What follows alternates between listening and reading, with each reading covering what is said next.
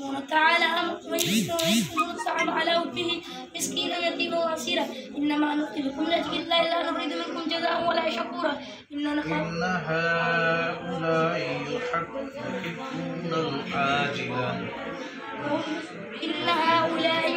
العاجلة ويذرون وراءهم يوما ثقيلا نحن خلقناهم وشهدنا أسرارهم وإذا شئنا بدلنا أمثالهم تبديلا إن هذه تذكرة فمن شاء اتخذ إلى ربه سبيلا إن ربك يعلم أنك تقدم من ثلثي الليل من شاء اتخذ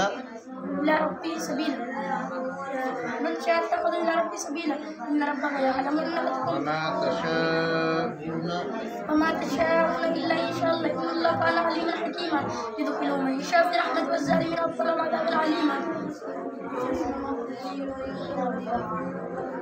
إن يوم الفصل كان ميقاتا قل بالله من الشيطان الرجيم بسم الله الرحمن الرحيم إلا يوم الفصل كان ميقاتا يوم ينفخ في الصور فتعطون أفواجا وفتحت السماء فكانت أبوابا وسيرت الجبال فكانت سرابا إن جهنم كانت مرصادا للطاغين مآبا لابسين فيها أحقابا لا يذوقون فيها بردا ولا شرابا إلا حميما وغساقا جزاء وفاقا إنهم كانوا لا يرجون حسابا وإذا